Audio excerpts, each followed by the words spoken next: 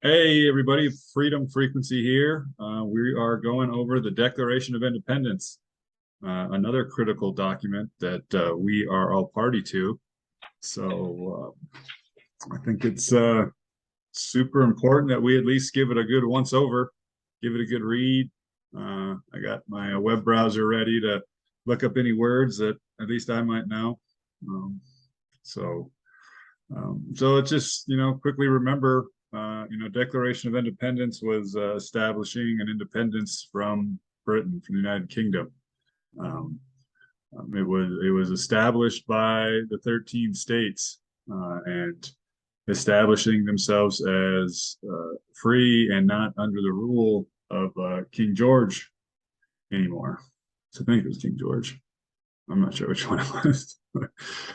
Anyway, so I'm just going to read through it sentence by sentence, and we'll just talk about it, or I'll talk about it. So, uh, the unanimous declaration of the 13 United States of America.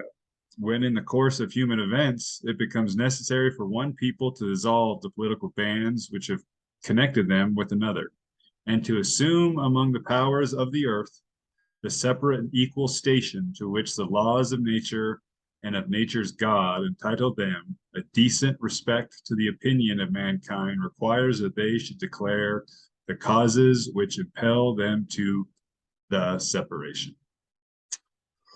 So, I mean, you're basically just saying that within the course of human events, it's necessary for one people, one organized people, to dissolve the political bands which have connected them with another and to assume among the powers of the earth.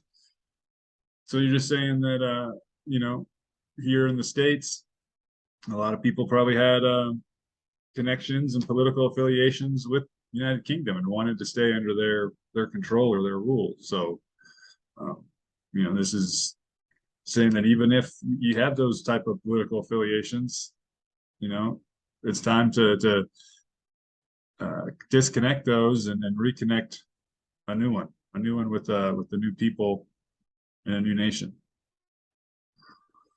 All right. We hold these truths to be self-evident that all men are created equal, that they are endowed by their Creator with certain unalienable rights, that among these are life, liberty, and the pursuit of happiness. That's the one we all probably have heard of or resonates with us that we when we think about the Declaration of Independence, and it's important in many ways. I mean, to hold these truths to be self-evident. That's the thing about truth. Truth doesn't really need to be defended. Um, the truth stands on its own.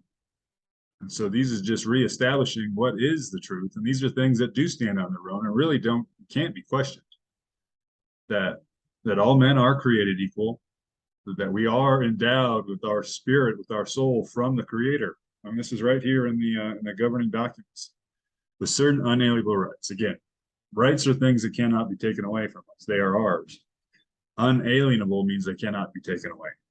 So that is the clear message in all these documents that we are the people and we have power. And among these are life, liberty, and the pursuit of happiness. Life, liberty, and the pursuit of happiness. Can't take away my life. Can't take away my liberty. And you can't make me sad. And the pursuit of happiness. And talking about that stuff, those three ones, it's kind of tricky. Defining life, I think, might be relatively easy, but liberty. How do you define what liberty is? How do you define what freedom is? If someone's infringing on your liberty, what is that? Telling you can't do something? I don't know. Telling you have to do something? Declaration of Independence. All right. To secure these rights, governments are instituted among men, deriving their just powers from the consent of the governed. Okay. Fundamental, critical. The government's power comes from us, from the people. The consent of the governed. You're going to govern us. You got to have our consent. When do we give our consent? When did we give our consent? Do we always give our consent, or is our consent assumed? Now, whenever any form of government becomes destructive of these ends, it is the right of the people to alter or to abolish it, and to institute new government, laying its foundation of such principles and organizing its powers in such form as to them shall seem most likely to affect their safety and happiness. So, again, the whole purpose of government is to ensure our safety and our happiness. And if it gets out of line and it's hurting the people, or it's not effective, or it's not doing what it's supposed to, we have the inalienable right to change it. Throw it away, start something new.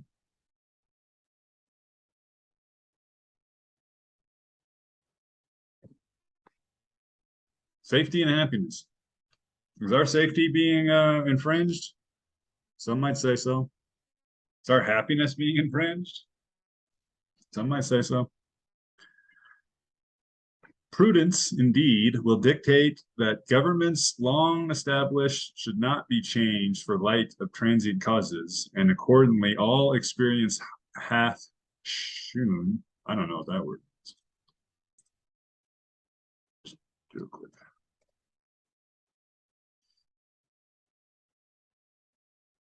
Is that an archaic spelling of show? How about that?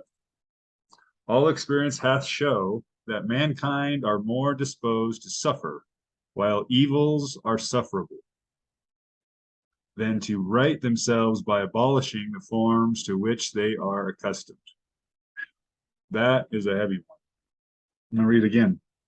Prudence, indeed, will dictate that governments long established should not be changed for light and transient causes. So government should not be changed every other day. They shouldn't be making one rule one day, another rule another day. They got to be prudent. They got to put in their effort, their soul, mindfulness to create laws that will benefit everybody and last the test of time. And accordingly, all experience hath shown that mankind are more disposed to suffer, while evils are sufferable, than to right themselves by abolishing the forms to which they are accustomed. I mean, it's basically given a reminder that people, or a suggestion, I guess, that people are accustomed to suffering, that we get comfortable with it, and that comfort in the suffering should not deter us or blind us from changing things that need to be changed, from abolishing the forms to which they are accustomed. That's courage. That is courage. Is doing something brand new, not knowing what's going to happen, solely for the purpose that you know it needs to change. All right, here we go. Down here, maybe I should highlight these. Here we go. All right. But when a long train of abuses and usurpations, I'm probably not saying that right, usurpations pursuing invariably the same object evidences a design to reduce them under absolute All right, I gotta search the words here. Sorry, I know I've heard that first one.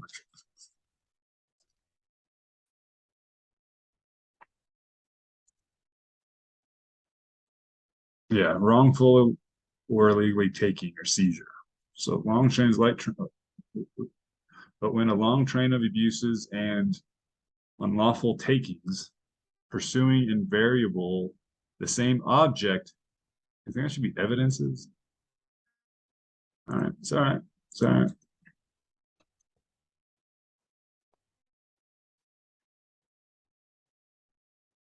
Yeah.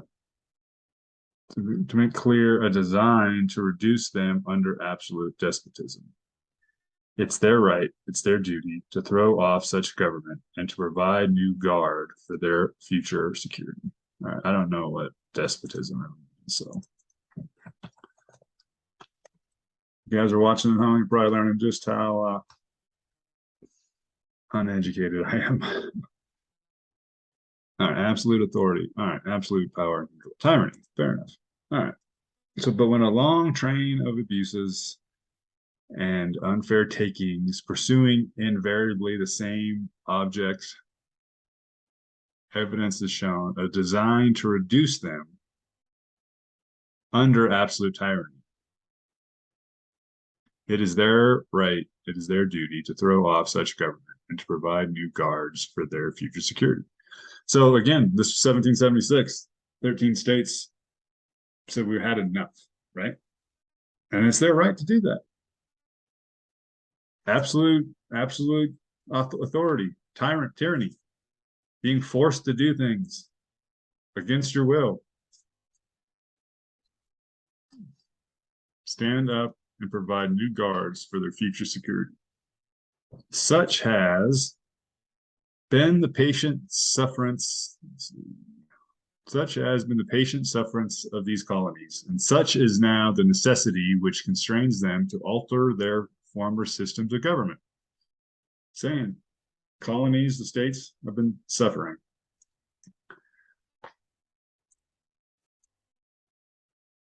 The history of the present King of Britain, King of Great Britain, is a history of repeated injuries and usurpations, all having in direct object the establishment of an absolute tyranny over these states. To prove this, the facts be submitted to a candid world. So I think these are look a little different, but they're basically just a list of his transgressions of the King of Britain, King of Great Britain. He has refused his assent to laws the most wholesome and necessary for the public good. All right, just to make sure, I don't know. Is that assent of laws to agree? He has refused to agree to laws. Okay. He has forbidden his governors to pass laws of immediate and pressing importance, unless suspended in their operation till his agreement should be obtained. And when so suspended, he has utterly neglected to attend to them. So here, I guess the governors are trying to pass laws to get things to work right in the states, but he's not allowing the governors to pass the laws. He needs his permission first. He has refused to pass other laws. This one. He has refused to pass other laws of the accommodation of large districts of people, unless these people would relinquish the right of representation in the legislature, a right estimatable to them and formidable to tyrants only. All right, so he's refused to pass large-scale laws, large districts of people, unless those people gave up their rights. He extorted the people of their rights, relinquished their right of representation. I mean, if you take away the right for somebody to be represented in the government, then it's no longer a democracy and it's no longer a republic. It's a tyranny. So, I don't know, whatever. All right. He has called together legislative bodies at places unusual, uncomfortable, and distant from depository of their public records, for the sole purpose of fatiguing them into compliance with his measures. Sounds like a real jerk. Makes them go to distant places to have meetings when they're broke down and tired. He has dissolved representative houses repeatedly for opposing with manly firmness his invasions of the rights of the people. Okay.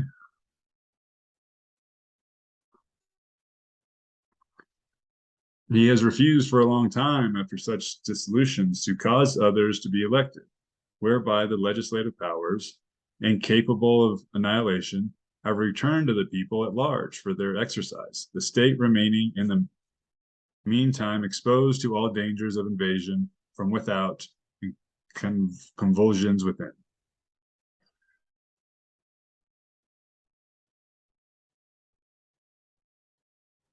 So again, he's not allowing the people to represent themselves and protect themselves. I didn't realize the Declaration of Independence was just crapping on this guy all the time. I knew they were declaring their independence, but I didn't know it was all like this. Kind of funny. He has endeavored to prevent the population of these states, for that purpose obstructing the laws of naturalization of foreigners, refusing to pass others to encourage their migration hither, and raising the conditions of new appropriations of land, making it harder for people to migrate. He has obstructed the administrative of justice by refusing his agreement to laws for establishing a judiciary powers. Right. So all laws, all court-related stuff was in the powers of of Great Britain, not of the states. Sounds like something you'd want if you were your own people. He has made judges dependent on his will alone for the tenure of their offices and for the amount of payment of their salaries. So there were judges, but they were all clearly dependent on the king. He has erected a multitude of new offices and sent hither swarms of officers to harass our people and to eat their substance. Interesting. So he populated the people with a bunch of managers. Nobody likes that. Nobody likes that. He has kept among us in time of peace standing armies without consent of our legislatures. That's a big one. I mean, you got an occupying nation here on new land, and they are keeping their armies right next door all the time. I mean, how we were able to fight them off is actually super impressive. He has effected to render the military independent of and superior to the civil power. Okay, so the military of Britain basically rules over all the states, that any civil powers were submissive to the British military. He has combined with others to subject us to a jurisdiction foreign to our Constitution and acknowledged by our laws, giving his assent to their acts of pretended legislation. Says our Constitution. It's not the Constitution of the United States of America, obviously. I'm not sure which one that is. Probably the Congress, Confederate Congress. Not sure. All right. For unacknowledged by our laws, giving his agreement to their acts of pretended legislation, for quartering large bodies of armed troops among us, for protecting them by a mock trial, for punishment for many murders which they should commit on the inhabitants of these states. They were killing us too. For cutting off trade with all parts of the world, for imposing taxes on us without consent. That's the big one, I think. That's the big one they talk about. For depriving us in many cases of the benefit of trial by jury, be judged by our peers. For transporting us beyond seas to be tried for pretend offenses. Would you imagine that? Wouldn't that suck if you were one of these colonies and they came after you for some crime, totally made it up, and then they took your ass to England to get tried? That would be a nightmare. For abolishing the free system of English laws in a neighboring province, establishing therein arbitrary government, and enlarging its boundaries as so to render it once an example and fit instrument for introducing the same absolute rules into these colonies.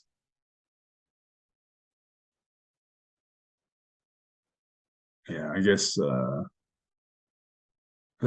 free system of English laws that was taking place in England weren't taking place in the colonies. For taking away our charters, abolishing our most valuable laws, and altering fundamentally the forms of our government. I mean, it sounded like he wasn't letting us do absolutely anything. For suspending our own legislatures and declaring themselves invested with power to legislate for us in all case whatsoever. He has abdicated government here by declaring us out of his protection and waging war against us. So I guess if you're going to govern somebody, you need to protect them. That's the whole damn point, right?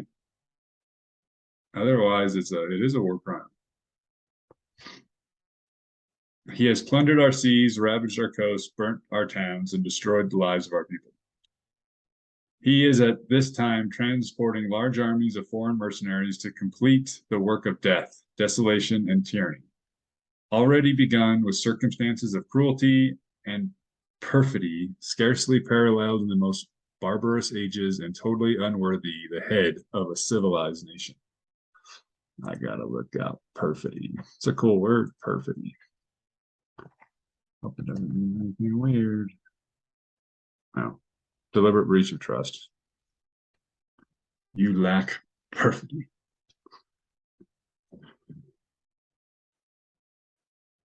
All right. He has constrained our fellow citizens, taken captive of the high seas, to bear arms against their country, to become the executioner of their friends and brethren, and to fall themselves by their hands. Yeah, that would be another really shitty one too. If you got kidnapped by an army and got forced to fight against your homeland. My goodness. These Brits, I'll tell you what. He has excited domestic insurrections among us and has endeavored to bring on the inhabitants of our frontiers the merciless Indian savages, whose known rule of warfare is an undistinguished destruction of all ages, sexes, and conditions. I mean, obviously was enraging the Native Americans and made life hell for the people in the states and the colonies. But, you know, they were there first. I'm sure the Native Americans were brutally mistreated. And their undistinguished destruction of all ages, sexes, and conditions, although sad, was probably stimulated.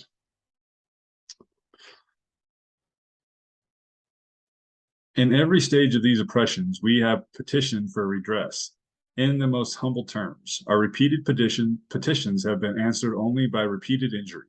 A prince whose character is thus marked by every act which may define a tyrant is unfit to be a ruler of a free people. That's the truth. See, I mean, you were petitioning for redress. And if we read the Constitution, we know that's protected right. It's a petition for redress without injury. Just because we ask you to stop picking on us doesn't mean you get to hit us harder. All right. Nor have we been wanting in attentions to our British brethren. We have warned them from time to time of attempts by their legislature to extend an unwarrantable jurisdiction over us.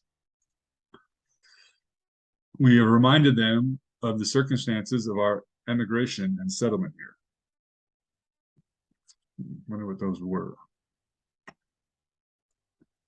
We have appealed to their native justice and magnanimity, and we have conjured them to the ties of our common kindred to disavow these usurpations, which would inevitably interrupt our connections and our correspondence. Right. I mean, you can only pick on the colonies for so long before it's just going to get blown to smithereens. They too have been deaf to the voices of justice and conseg. It's a sweet word.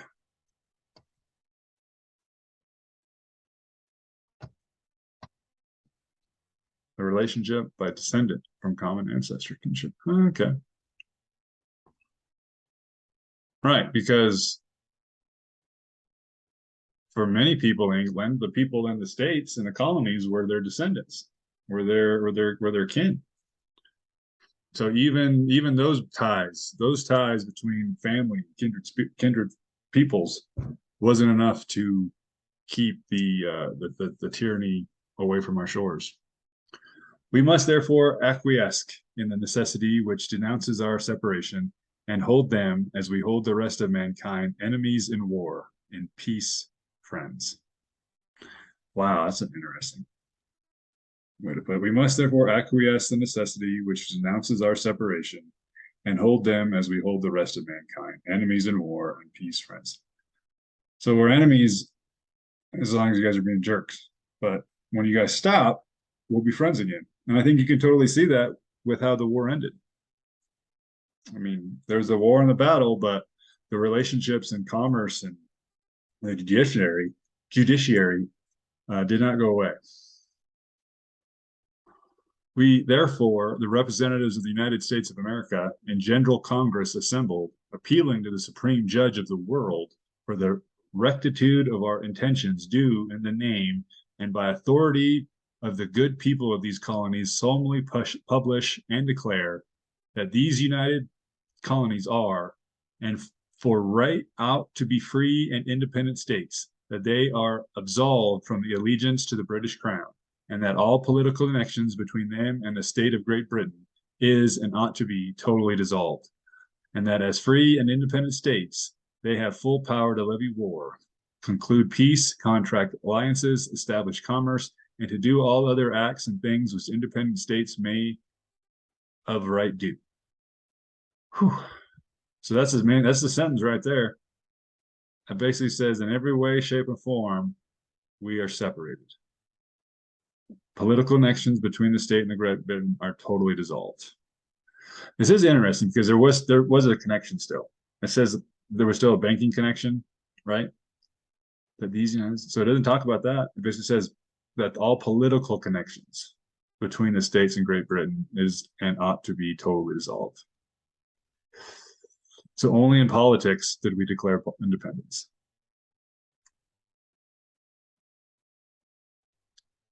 That might not be how you read it, but that's how I read it.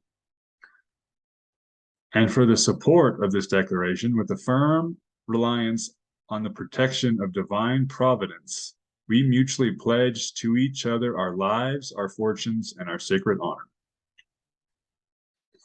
That's the most important sentence in the whole damn thing.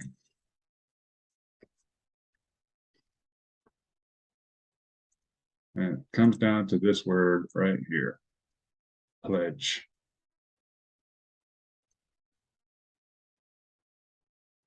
I'm just going to see what the dictionary says pledge means. A solemn promise or agreement to do. Now, pledge is a promise.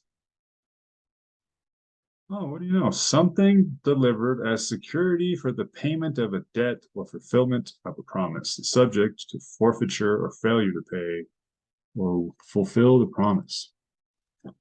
So right here, and for the support of this declaration, for support of our independence, with a firm reliance on the protection of divine providence, we mutually pledge to each other, to the people, to the nation, to your brothers and sisters, our lives, our fortunes, and our sacred honor.